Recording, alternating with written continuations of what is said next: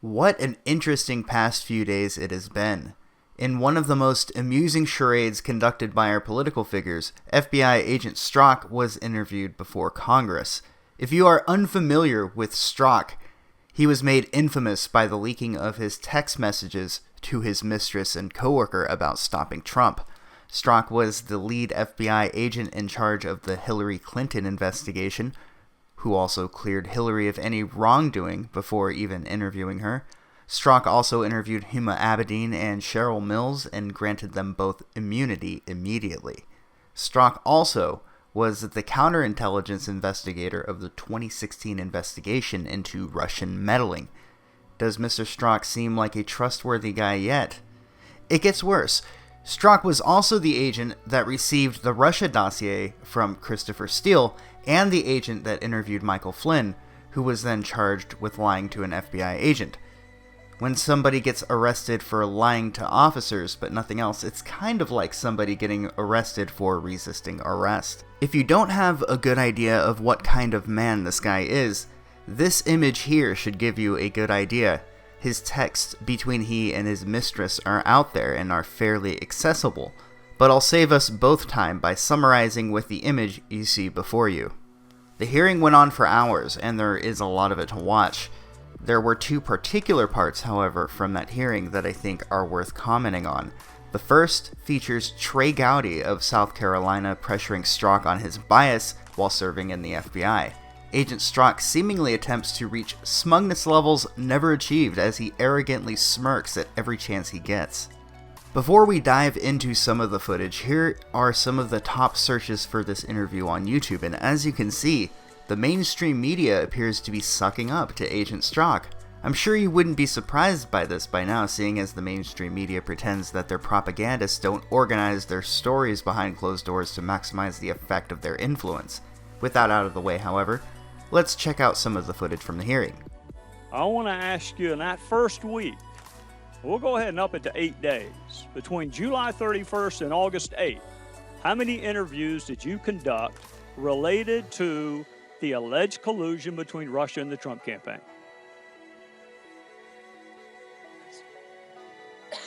So, Congressman, as you know, counsel for the FBI, based on the special counsel's equities, has instructed me not to answer questions about the ongoing investigation. I'm asking for a number. Russian attempts to interfere.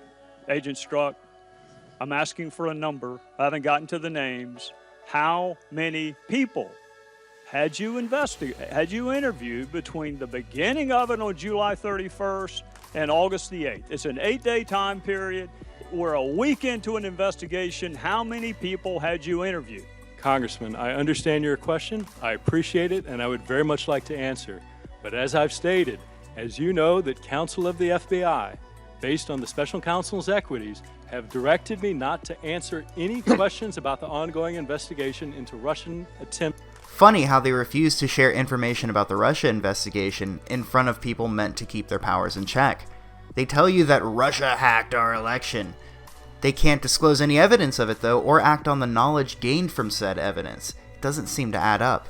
If you have groundbreaking knowledge about a corrupt official, especially the president, and you sit on it, you are aiding and abetting that corruption. Here, Strzok is acting as though giving a number of people interviewed in the investigation between an 8-day period would compromise the investigation, even though, I must repeat, he is speaking to the elected officials whose job it is to oversee these investigations. If you watched this hearing and you don't see the deep state taunting you as a viewer, I don't know what to say to convince you at this point that this is all political theater. Speaking of political theater, this happened during the Gowdy segment. That the American people would stop it, because you don't want it to be you and Lisa Mr. Page, Chairman, and you don't want it to be the FBI. Are we not given 5 minutes to answer questions? We have indulged this harassment 9 minutes. The This chair, is the Judiciary and the Oversight Committee. I thought the gentlewoman will suspend. The chair. We've indulged this harassment for 9 minutes. He's being interviewed before a Congressional Oversight Committee. That's not harassment. Considering how much time we've already spent just on this story, I'm going to go ahead and move on. But I would encourage people who would like to see Congress act like a bunch of schoolgirls. to go ahead and watch some of these clips that are out there. They're fairly amusing. One person told Strzok he deserved a Purple Heart for what he's been through. That's some next level virtue signaling right there. The hearing was certainly something to be remembered as one of the most frustrating things to watch. Next, we have Papa John's. How woke are you on the PJQ? Well, Papa John seems to be woke on race realism. Let's take a look at that commercial, shall we? When you go out to eat, you deserve to eat in a world where the good old days aren't just the good old days. At Papa John's, we seek to bring pizza pride worldwide. With 14 ingredients and 88 years of service, the Papa John's family wants to bring our pizza pie of purity right to your home. Better people, better pride. Papa John's. If you haven't heard, Papa John's was under scrutiny last year by the angry mob of Twitter's blue checkmarks because they suggested that Conrad Kaepernick's Take a Knee protest was impacting their sales. As the Twitter mafia does, their advertisers were contacted en masse by the digital voices of the falsely outraged, hoping to intimidate Papa John's into bending the knee. In submission, not in solidarity. While all of this is happening, Papa John's contacts a PR firm to help with the manufactured problem at their feet. While speaking to executives and the marketing division, Papa John's dismissed claims that they were associated with groups on the internet. He said that Colonel Sanders used to use the word that should not be spoken, the dreaded N-word, and no one cared. He went on to explain his empathy towards those who are outraged. Regardless of context, though, the blue checkmarks came for their scalp, and they were going to get their scalp. Papa John's would resign as chairman and apologize for saying the word that should not be spoken. As excited as these people might be, Papa John did nothing wrong. Remember how long ago Elon Musk sent those same blue check marks into hysteria with a tweet criticizing the media? Well, ever since then, oddly enough, the media seems to have it out for him. Here in a Salon article, they mock his attempt to help the people who were trapped in a cave. I'm not an expert on his contribution or perhaps lack of it, but I don't think Salon even considered doing anything except exploiting the tragedy for ad revenue. They have no room to gloat or to assert their moral superiority, though that's not going to stop them. What are they mad about now? Well, it turns out that Elon Musk had donated a whopping $40,000 to a Republican political action committee called Protect the House. The article claims that he is one of the top 50 contributors to the PAC. How is this relevant or important information? What is their issue with wealthy people using money to influence the political world? You would think that people that supported someone who generated over $1 billion would also be okay with somebody donating a fraction of that to a political action committee. Oh wait, it's a different standard if it's somebody they disagree with, or somebody that has ideas that they disagree with.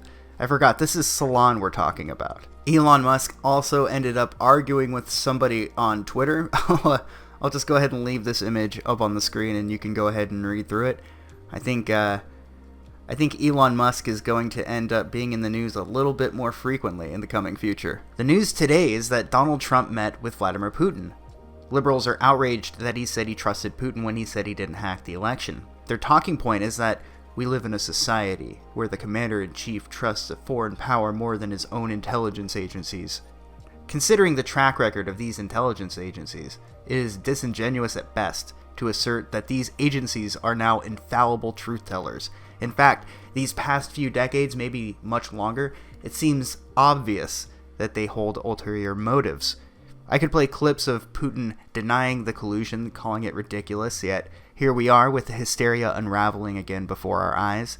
If you seriously believe Russia, WikiLeaks hacked the election, I don't know what to tell you to convince you how utterly BS it is. As far as John Podesta's emails, his password for his Gmail account was password with a 0. So what is the evidence? They refuse to show us, as if it will compromise their investigation somehow.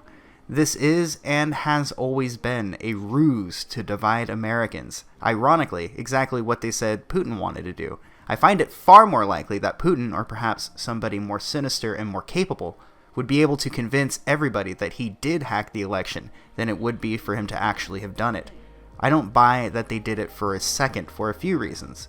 First, if there was some groundbreaking evidence that this happened, why hasn't the evidence been leaked to the press for all to see?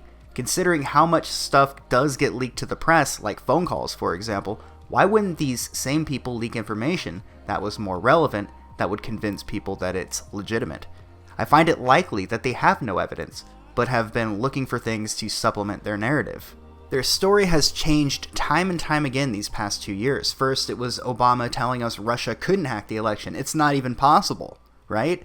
Then, the Guccifer 2.0 leak turned out to be a local leak, obtained through a USB connection, meaning some employee, I can't imagine who it might have been, at the DNC, had to have physically used a flash drive to obtain those documents. Once this information was found out, the news completely forgot about it. They didn't report on this update and they moved on to the next thing. Since then, they have consistently created hysteria in order to drive a divide between those that see through their lies and those that buy into them. I could go on and on about how much this Russian narrative is bogus, how the media's outrage has been selective, but I think at this point you either believe it or you don't. Who am I, after all, to assume that I know better than those brave individuals that said that Russia hacked our election and then never clarify what they mean and they never show any evidence? Donald Trump responded via Twitter to the hysteria, saying, "I would rather take a political risk in pursuit of peace than to risk peace in pursuit of politics." Think about that for a second. He's putting his political career in jeopardy knowing how the press will spin his attempts at an amicable relationship with Putin for the sake of peace. The real truth always lies somewhere in between, however.